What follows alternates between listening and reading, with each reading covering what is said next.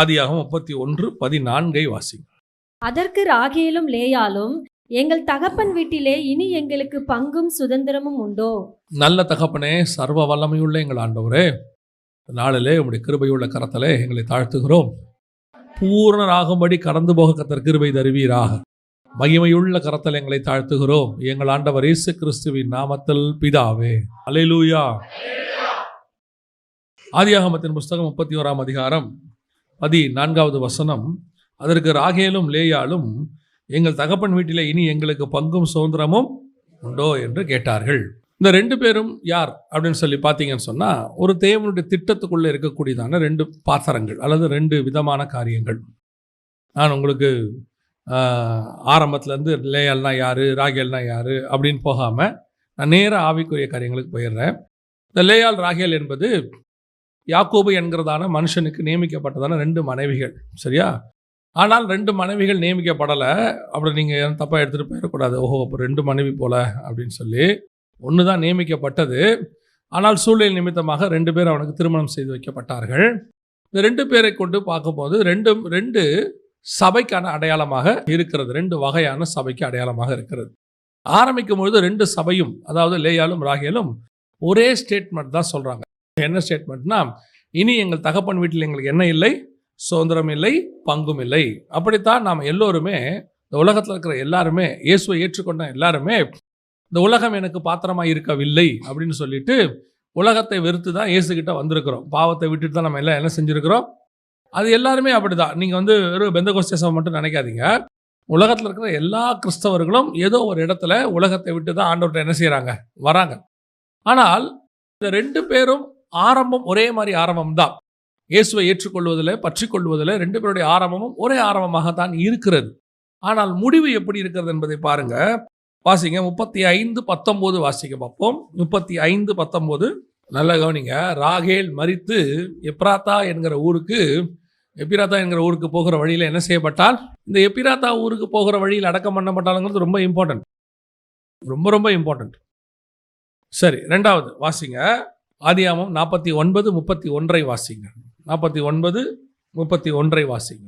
அங்கே ஆபிரகாமையும் அவர் மனைவியாகிய சாராயிலையும் அடக்கம் பண்ணினார்கள். அங்கே ஈசாக்கையும் அவர் மனைவியாகிய ரெபேக்காலையும் அடக்கம் பண்ணினார்கள். அங்கே லேயாலையும் அடக்கம் பண்ணினேன். இப்போ லேயாளுக்கும் ராகேலுக்கும் முடிவை பற்றி பார்த்தோம். இந்த ரெண்டு வசனம் என்ன சொல்லுது?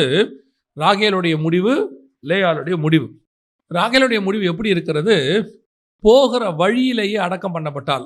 அந்த ஜேர்னியை என்ன செய்யலாவ முடிக்கலை. அந்த வே போகிற வழியிலேயே அடக்கம் பண்ணப்பட்டாள் அப்படின்னு.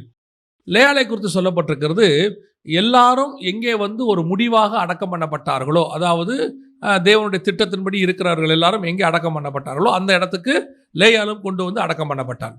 ஆரம்பிக்கும் போது ரெண்டு பேரும் ஒரே மாதிரி தான் ஆரம்பிக்கிறாங்க. ஒரே தீர்மானம், ஒரே விதமான கமிட்மெண்ட், ஒரே விதமான காரியங்கள் தான். நல்ல வைராக்கியம், எல்லாம் ஓகே தான் இருக்கு.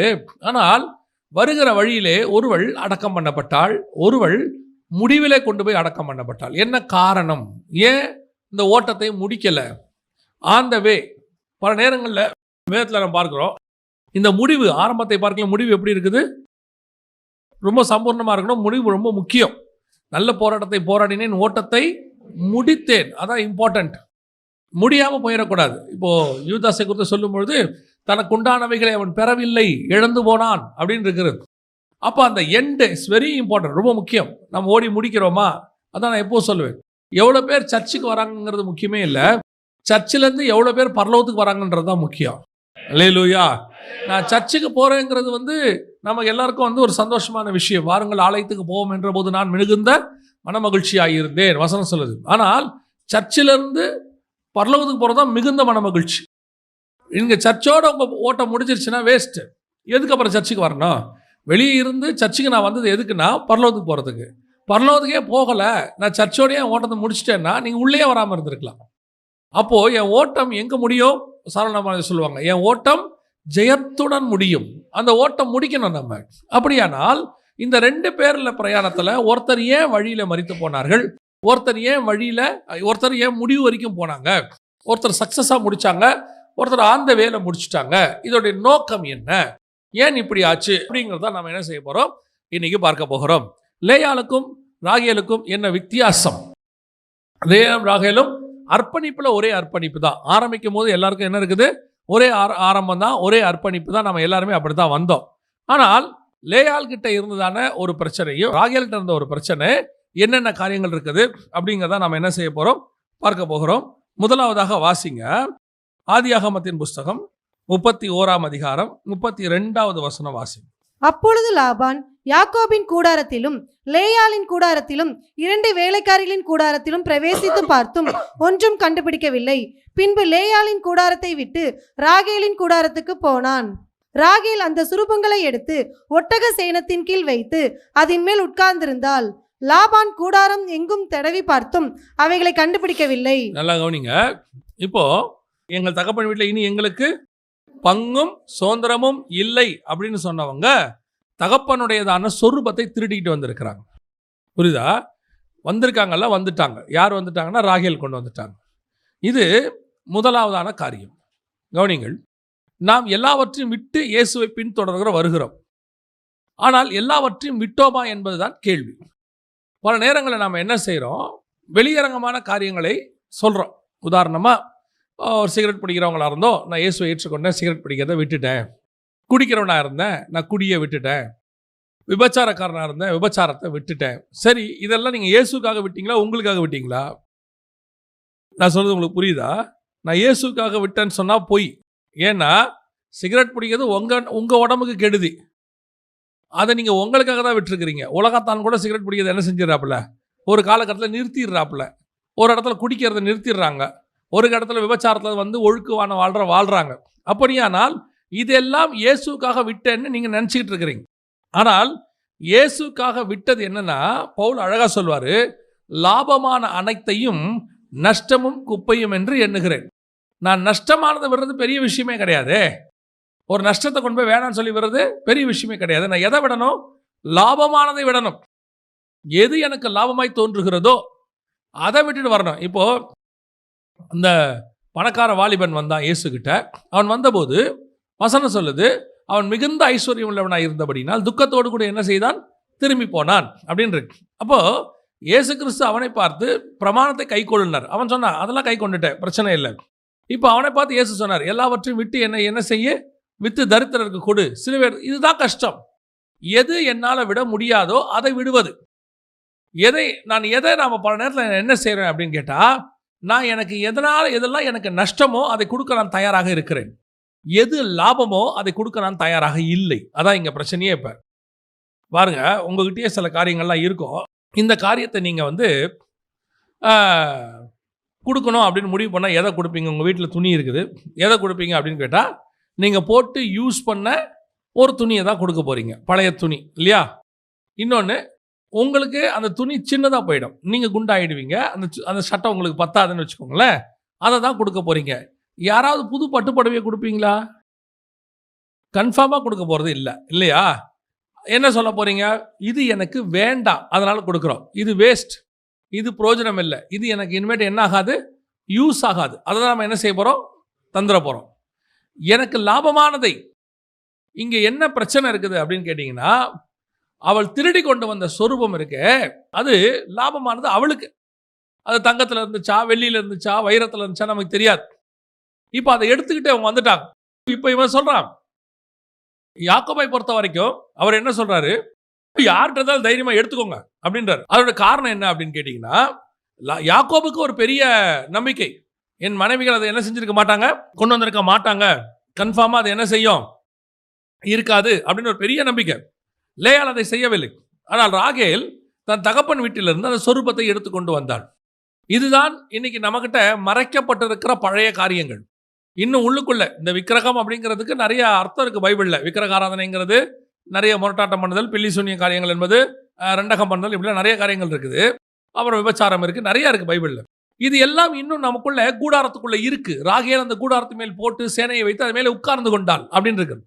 இன்னைக்கு நாம் நிறைய காரியங்களை உள்ளுக்குள்ளே வைத்து மறைத்து கொண்டிருக்கிறோம். இன்னும் இருக்கு. ஆனால் வெளியே பார்க்கறதுக்கு லாபானால கண்டுபிடிக்க முடியாது. லாபான் யாரு? அதுக்கு சொந்தக்காரன், அந்த பாவத்துக்கு சொந்தக்காரன். சில நேரத்தில் நாம் பல நேரங்களில் வீட்டில் இருக்கிறவங்களுக்கு கூட அதை கண்டுபிடிக்க முடியாத சூழ்நிலை. நான் எப்பவும் சொல்லுவேன், கூட இருக்கிற கணவன் கூட இருக்கிற மனைவிக்கு தெரியாமலே, கணவனுக்கு தெரியாமலேயே பல வருஷங்கள் பாவம் செய்கிறவங்க இருக்கிறாங்க. பெற்றோருக்கு தெரியாமல் பாவம் செய்கிறவங்க இருக்கிறாங்க. சில நேரத்தில் பிள்ளைகள் ஏதாவது தப்பு செய்யும் போது அப்பா அம்மா சொல்கிறாங்க, எங்களுக்கு ஒன்றுமே தெரியாதுங்க, எதுவுமே தெரியல, எதிர்பார்க்கவே இல்லை, ஒரு அடையாளம் கூட, சிம்டம் கூட இல்லைங்க அப்படிங்கிறாங்க. எஸ், அதான் உண்மை. அதுதான் கூடாரத்தில் சேனையை போட்டு மேலே உட்காந்துக்கிறது அப்படின்னு சொல்லி அர்த்தம். இன்னைக்கு நம்ம அத்தனை பேருமே இப்படிப்பட்டதான பாவங்களை மறைக்கிறவர்களாய் காணப்படுகிறோம். ஆண்டவர் என்ன எதிர்பார்க்கிறாரு? கூடாரம் ஆராய்ச்சி பண்ணி பார்க்கும்போது அங்கே ஒன்றுமே இருக்கக்கூடாது. சோதனைக்காரன் வந்து பார்க்கும்போது என்ன செய்யக்கூடாது? ஒன்றுமே இருக்கக்கூடாது. அதான் இயேசு சொல்றார், உலகத்தின் அதிபதி அவன் இடத்துல வருகிறான், அவனுக்கு என்னிடத்தில் ஒன்றுமில்லை. இதை நீங்கள் நல்லா கவனிச்சுக்கொள்ளுங்க. ராகேலை பொறுத்த வரைக்கும் யாக்கோபை ஏமாத்தியாச்சு, லாபானை ஏமாத்தியாச்சு, லேயாலை ஏமாத்தியாச்சு. அத்தனை பேரை பொறுத்த வரைக்கும் ராகேல் கூடாரத்தில் ஒன்றுமில்லை. ஆனால் ராகேலுக்கு தெரியும் அந்த கூடாரத்தில் என்ன இருக்கிறது என்று சொல்லி. இங்க இதுதான் 1 கொரிந்தியர் 11 சொல்லுது, நம்மை நாமே நிதானித்து அறிந்தோமானால் நாம் நியாயந்தீர்க்கப்படும். நம்மளை ஆராய்ந்து பார்க்கணும். மற்றவங்கிட்ட நான் நல்லவனா இருக்கிறத விட எனக்கு நான் முதல்ல நல்லவனா இருக்கணும். மற்றவங்கிட்ட சாட்சி கொடுக்கறத விட எனக்குள்ள இருக்கிற ஆவியானவர் எனக்கு சாட்சி கொடுக்கணும். இங்க அதான் இப்ப முக்கியம். நாம் இன்னைக்கு மற்றவங்கிட்ட நல்ல பேர் வாங்குறத அதுல திருப்தியும் அடைஞ்சிடறோம். அது மட்டுமல்ல, 2 சாட்சி வருது நம்மளை பத்தி, ஏதோ ஒரு 2 நல்ல சாட்சி வருது, அதை கேட்டுட்டு ஓ நம்ம நல்லவங்க தான் அப்படிங்கிறதான ஒரு திருப்திக்கு நாம வந்து விடுகிறோம். ஆனால் ஆண்டவர் சொல்றாரு, உன்னை நீ ஆராய்ந்து பார், உனக்குள்ள என்ன இருக்குன்னு உங்களுக்கு தெரியும். பெரிய விஷயம் என்னன்னா, யூதாசு காட்டி கொடுக்கறதுக்கு முடிவு பண்ணிட்டான். இப்போ அவனை சுத்தி, இயேசுவை சுத்தி எல்லா சீஷனும் உட்காந்துருக்கிறாங்க, இவனும் உட்காந்துருக்கிறான். இயேசு கேட்கிறாரு, உங்களில் ஒருவர் என்னை காட்டி கொடுப்பான். எல்லாரும் கேட்கறாங்க நானா நானான்னு. யூதாசும் என்ன பண்ணானா? நானா என்று கேட்டான். யோசித்து பாருங்க, யூதாஸுக்கு நான் தெரியுமா தெரியாதா? அவன் தெரியுமா தெரியாதா? தெரியும். அப்புறம் ஏன் நானா நானான்னு அவனும் கேட்டான். இதுதான் ராகேல் அதை மறைத்து உட்கார்ந்திருக்கிறதுக்கான துணிகரமான பாவம். தெரிந்தும் செய்தல், அறிந்தும் செய்தல். அதை கொண்டு வந்திருக்கிறது தெரியும் நல்லா, ஆமா இது நடந்துச்சு அப்படின்னு சொல்லணும். ஆனால் என்ன நடந்திருக்க வேண்டும்? இது எல்லாத்தையும் மறைச்சு நீ கானானுக்கு போயிடலாம் அப்படின்னு எதிர்பார்க்குறேன், உன்னோட டெஸ்டினேஷனுக்கு போயிடலாம்னு நினைக்கிறேன். ஆனால் அந்த சொரூபம் உன்னை ஒரு நாள் வழியில் கொன்று போடும். ஒரு நாள் உன் டெஸ்டினேஷனுக்கு போக விடாமல் பண்ணிடும். வேற யாருக்கும் தெரியாது, யாருக்கும் தெரியாதுன்னு சொல்லி நீங்கள் உள்ளுக்குள்ளே வச்சிருக்கிறதான பாவங்கள் ஒரு நாள் உன்னை கொன்று போடும். இதுவே ரட்சணிய நாள். கர்த்தர் அநேகருக்கு எச்சரிப்பு கொடுக்குறார். நீ உன் கூடாரத்துக்குள்ள இருக்கிறத ரிமூவ் பண்ணிடுங்க, எடுத்து போட்டுருங்க. அது எவ்வளவு காஸ்ட்லியாக இருந்தாலும் பரவாயில்ல, அதை நீ விடுறது எவ்வளோ கூடியதான உனக்கு பிரோஜனமானதாக இருந்தாலும் சரி, லாபமானதாலும் சரி, தூக்கி போடும். ஏன்னா உலகத்தில் இருக்கிற எதை கொடுத்தாலும் உன் ஜீவனுக்கு அது ஈடாகாது. நீ ஆண்டவர் உனக்கு வச்சிருக்கிற பரலோகத்துக்கு அது ஈடாகாது. பரலோகத்தினோட கம்பேர் பண்ணால் அந்த பூமியில் எதை வேணாலும் விடலாம். யோசிச்சு பாருங்க, இயேசு கிறிஸ்து நம்மை மீட்பதற்கு பூமியில் ஒரு பொருள் கூட இல்லையாமா. மீட்பதற்கு என்ன இல்லையாமா? எதை நம்மளை மீட்கிறதா? நம்ம ஆத்மாவை மீட்கிறதுக்கு அவருக்கு பூமியில் ஒரு பொருள் கூட இல்லையாமா. அதனால அவர் என்ன பண்ணுறாரா? பரலோகத்திலேருந்து யாரை அனுப்புகிறாரா? இயேசு அனுப்புகிறாராமா, பிதா. பரலோகத்தில் கூட இருக்கிறதுல பெஸ்ட் அனுப்புறாரு. ஏன்னா வேற எதுவுமே இல்லையாமா. தூதர்கள், 4 ஜீவன்கள், 24 30 இப்படிலாம் இருக்காங்கல்ல, எதையுமே நம்மளை மீட்கிறதுக்கு அனுப்ப முடியல. ஏன்னா நம்மளை அவ்வளோ விளையாட பெற்றவராக பார்க்குறாரு நம்ம ஆத்மாவை. அதனால் அவர் என்ன பண்ணுறாரா? இயேசுவையே அனுப்பி வைக்கிறாரா பிதா. அனுப்பி வச்சு நம்மளை மீட்கிறாரா. யோசிச்சு பாருங்க, நம்ம ஆத்மா மேலே இவ்வளோ பெரிய வேல்யூவை பரலோகம் வச்சிருக்கு, இவ்வளோ பெரிய மதிப்பு வச்சிருக்குதுன்னா நீங்களும் நானும் நம்ம ஆத்மாவுக்கு எவ்வளோ வேல்யூ வச்சிருக்கிறோம் இல்லையா? நம்ம ஆத்மாவுக்கு இவ்வளோ வேல்யூ வைக்கிறதே இல்லை பாருங்களேன்.